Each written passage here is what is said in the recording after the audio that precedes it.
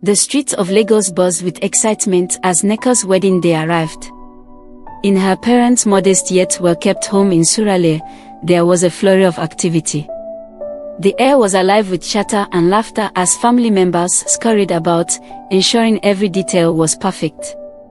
The aroma of fried plantain, chicken stew, and freshly baked meat pies wafted from the kitchen, mingling with the delicate floral scent of the decorations that adorned the house. Nneka, a 28-year-old marketing executive known for her radiant smile and sharp mind, stood in front of her bedroom mirror.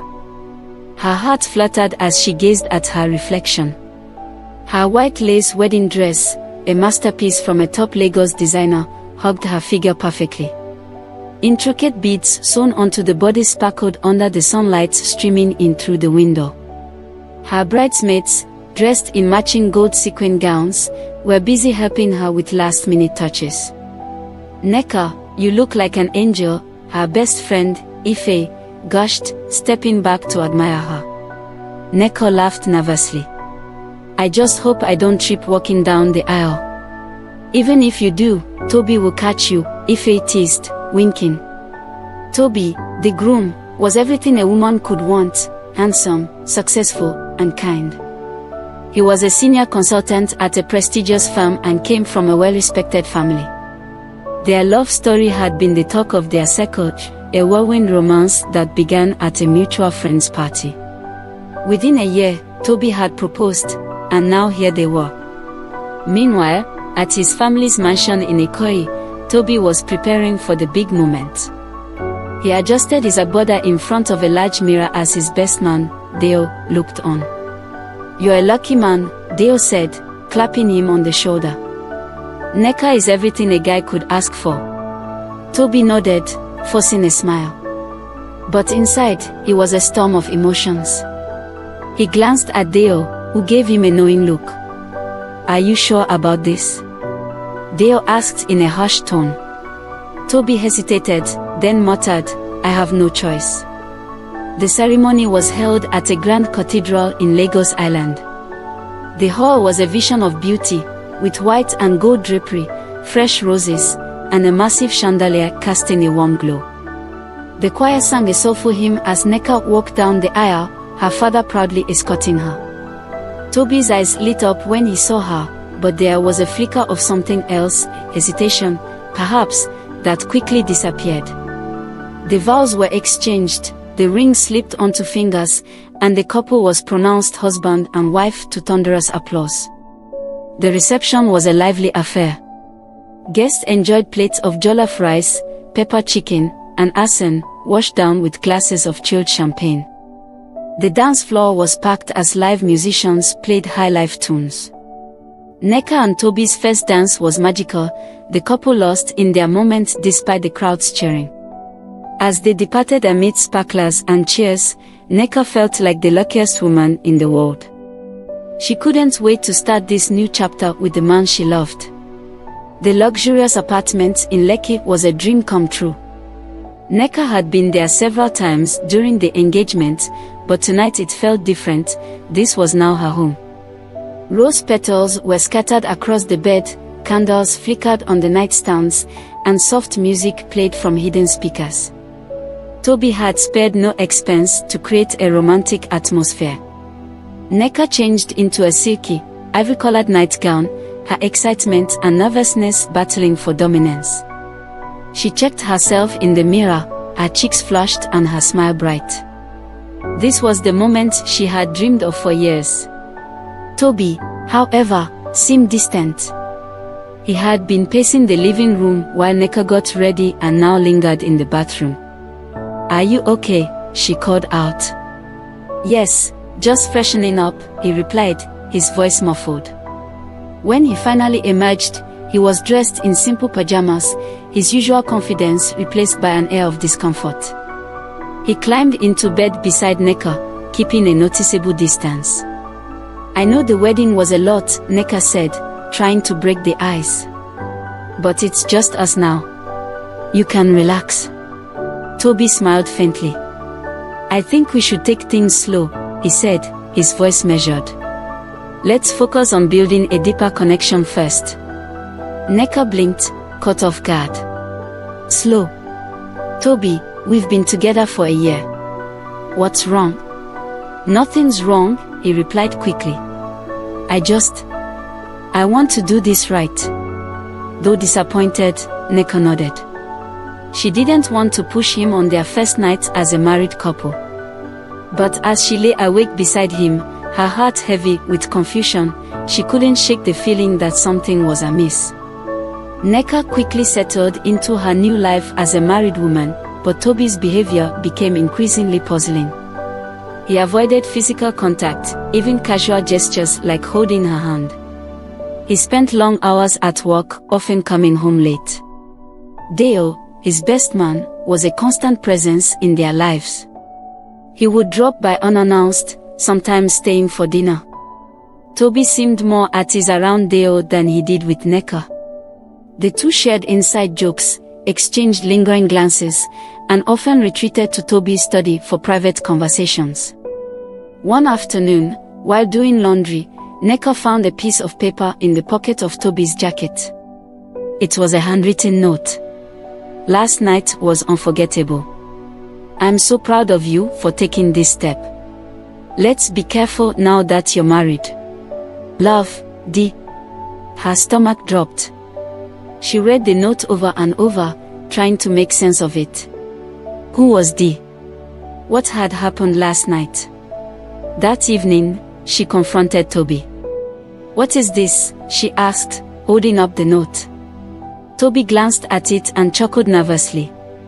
It's from Deo. He's just being dramatic. You know how close we are. Close. Tobi, this doesn't sound like a note between friends. What's going on? Nothing, he said firmly. You're overthinking. But Nneka wasn't convinced. She shared her suspicions with Ife, who urged her to keep an eye on Tobi. Men can be sneaky, Ife said. Don't let him make you feel crazy. Trust your instincts. Determined to uncover the truth, Nneka started paying closer attention to Tobi's movements. The cracks in Nneka and Tobi's marriage widened as the weeks passed. Nneka threw herself into her work, but the doubts gnawed at her. She replayed every interaction, every cold glance, and every deflection. Tobi wasn't the man she thought she had married. The cheerful, confident partner she knew seemed to vanish behind a veil of secrecy, leaving her feeling like an outsider in her own marriage.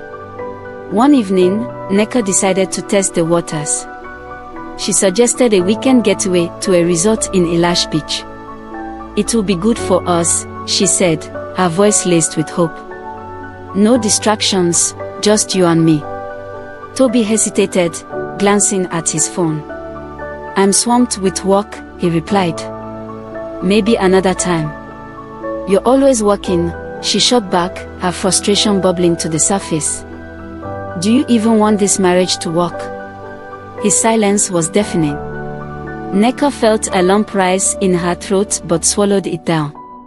Fine, she said, her voice trembling. We'll talk when you're ready. That night, as Tobi slept, Nneka decided to look through his phone. It was a step she never imagined taking, but desperation pushed her. Her hands shook as she unlocked his phone with the password he had once casually shared. Her heart raced as she scrolled through his messages. Most were work-related, but her breath caught when she found a hidden chat with Deo under a generic name, Project Planner. The messages painted a story she wasn't ready for. Deo, you're doing great. Remember, this life isn't about pleasing others. Be true to yourself. Tobi, it's hard, Deo. She's amazing, and I hate hurting her. But I can't be what she needs. Deo, she'll understand one day. For now, focus on yourself. The phone slipped from Nneka's hands. Her suspicions had been correct. There was something between Tobi and Deo, and it wasn't platonic. The next morning, Nneka waited until Tobi sat at the dining table, eating a breakfast she barely had the energy to prepare. She placed his phone on the table, her expression unreadable. "What's this?" she asked, her voice low but firm. Tobi looked up, startled. "Why do you have my phone? Why do you have a secret chat with Dale?" His face paled. "Nneka, I can explain." "Explain what?" she interrupted, her voice rising. "That my husband, the man I vowed to love and cherish, has been lying to me. That he's in love with another man." Tobi stood abruptly, knocking over his chair. "It's not what you think," he said, but his voice lacked conviction. "Then tell me what it is," she demanded, tears streaming down her face. He sank back into the chair, burying his face in his hands. After a long pause, he spoke. "I never wanted to hurt you. I tried to be the man you deserved, but I can't keep pretending. Deo and we've been together for years. My family pushed me into this marriage, and I thought I could make it work. But I was wrong." The confession hit Nneka like a freight train. She felt a mix of anger, betrayal, and heartbreak. "So, I'm just a cover?" she asked, her voice trembling. "No," Tobi said, reaching for her hand, but she pulled away. "You're so much more than that. I care about you, Nneka. I really do." "Care isn't love," she spat, standing up. "You've humiliated me, Tobi. You've stolen my dream of a happy marriage.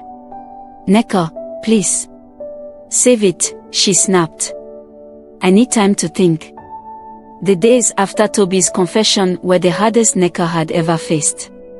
Her once vibrant world felt as if it had collapsed into a dull, suffocating void. Memories of their courtship and wedding flashed through her mind, now tainted by the bitter truth. Questions swirled endlessly. How could I not have known? Why didn't he trust me enough to tell me before we got married?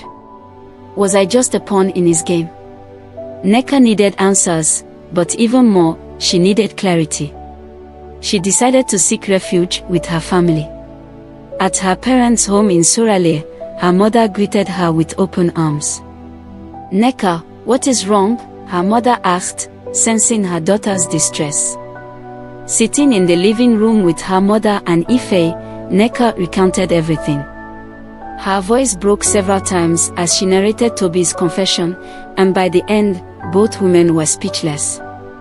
Her mother was the first to respond, her voice heavy with anger.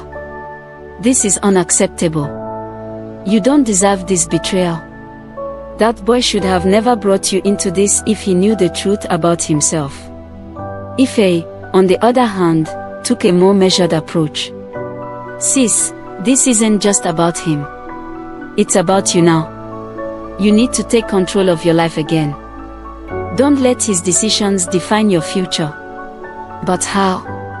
Nneka asked, tears streaming down her face. "How do I move on when everything I believed in has been a lie?" Her mother held her close, stroking her hair. "You take it one day at a time, my daughter.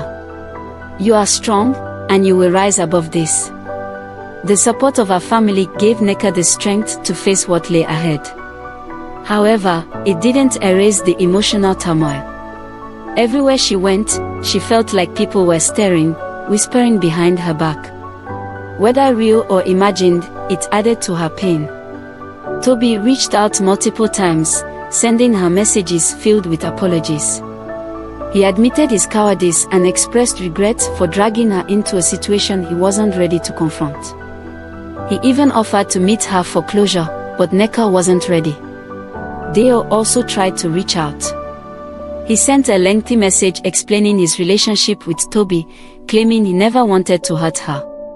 But Nneka deleted the message without reading it fully.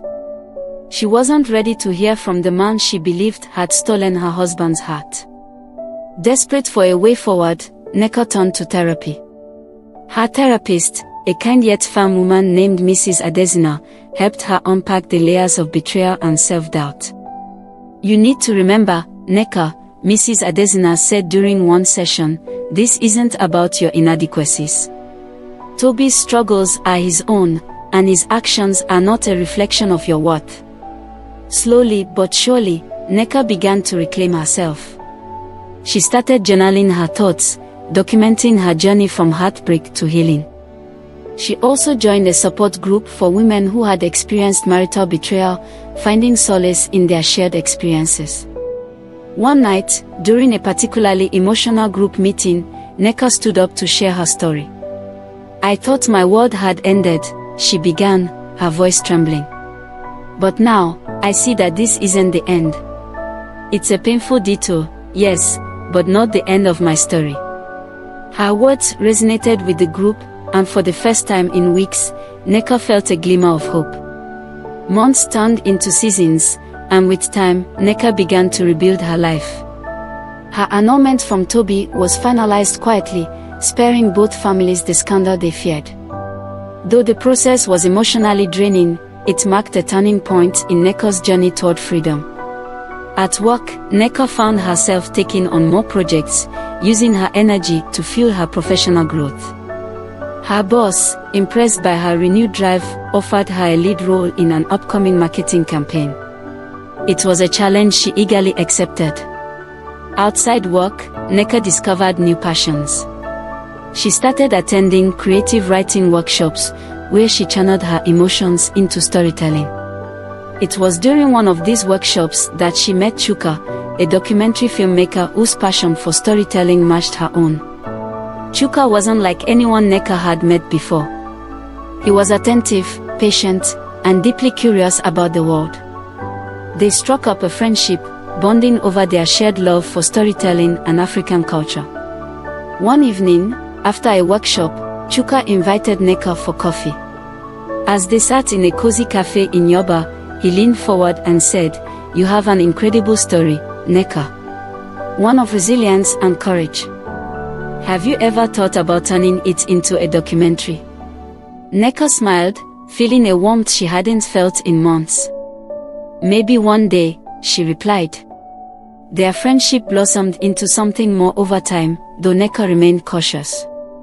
She had built walls around her heart, but Chuka's kindness and consistency slowly began to chip away at them.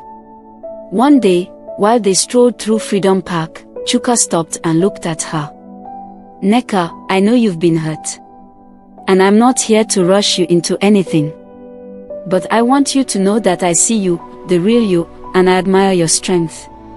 Tears welled up in Nneka's eyes, but they were tears of gratitude, not pain. For the first time, she felt truly seen. As for Tobi, he moved abroad with Deo, finally embracing the freedom to live his truth. He sent Nneka a heartfelt letter, apologizing once more for the pain he caused and wishing her happiness. Nneka read the letter and tucked it away, not out of bitterness, but because she had made peace with the past. Through her experiences, Nneka discovered a new purpose. She began volunteering with women's organizations, sharing her story to inspire others to reclaim their power after betrayal. One evening, while addressing a group of young women, she said, "Life doesn't always go as planned. But we have the power to rewrite our stories, to turn pain into purpose. I am living proof of that." Nneka's journey was far from easy, but it was hers. She walked forward with a heart full of hope, knowing that her best days were still ahead.